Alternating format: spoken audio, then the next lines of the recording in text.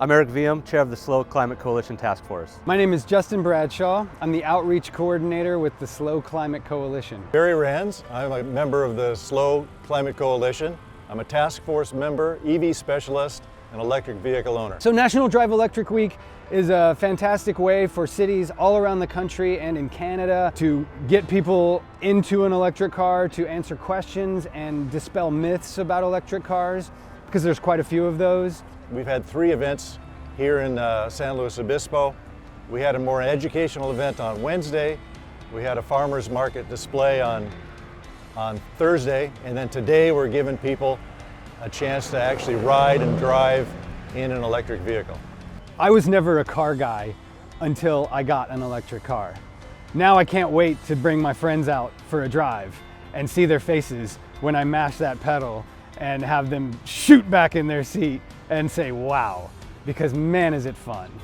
And turning corners and, zipping around is just amazing. I think everybody should try it. And that's why we're here today at Drive Electric Week and doing our ride and drive. We hope everybody gets a chance to experience it.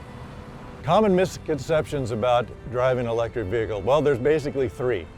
One is the cost. There's a lot of rebates and incentives out there that people don't know about. California is now offering an extra $2,000 on top of their $2,500 rebate for low-income families. Second of all, you can buy a used electric vehicle for less than $10,000 that almost has 100% of its battery capacity. Affordability of ownership, that's really a myth because they really aren't that expensive. Second of all is what we call range anxiety. People are worried about, is this going to get me to where I need to go? Well, the fact is that the average driver in the United States only drives about 30 miles a day. Well, your bare necessity electric vehicle has a range of 60 or 70 miles.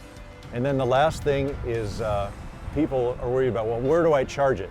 Right here in San Luis Obispo, we have 75 chargers. Many of them are free, and you can easily install a charger at your home.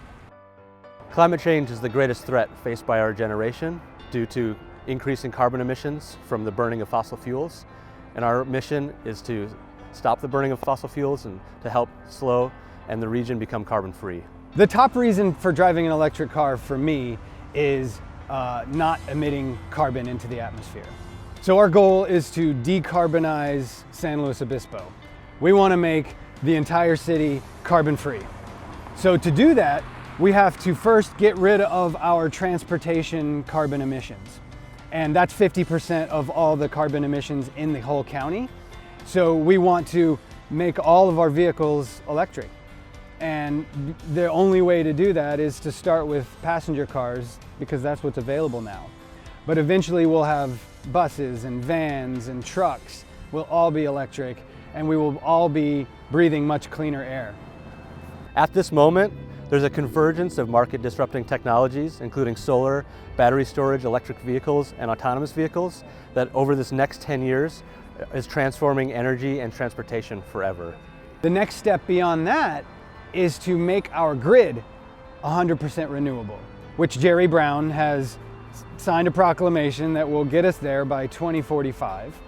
We want to do it before then, and we want to make sure that all the electricity to every car and every business and every home is carbon-free. So the things you can do to contribute to this cause, get an electric bike and ride it instead of your standard car trips. Especially if you can't afford an electric car, get an electric bike. If you can afford it or you're ready to purchase a new car, get an electric car. There are a lot of affordable electric cars now. And then installing solar panels on your home in California is extremely cheap over the long term and is probably the best thing you can do to reduce your carbon emissions. I love San Luis Obispo, as does everyone else that lives here, and I want to be part of making it a better place and avoiding the worst impacts of climate change and helping support our local economy. And so it's a passion of mine, and I've been doing it for the better part of 10 years now. Here in San Luis Obispo, an individual can make a difference, and we can lead and show other cities, other countries, other states how to become carbon free. That is why I'm doing this. For any community members that are interested in joining the SLO Climate Coalition, I invite you to come to carbonfreeslo.org and send us a message. We have meetings every 2 weeks in San Luis Obispo, and everyone is invited, and there's a role for everyone.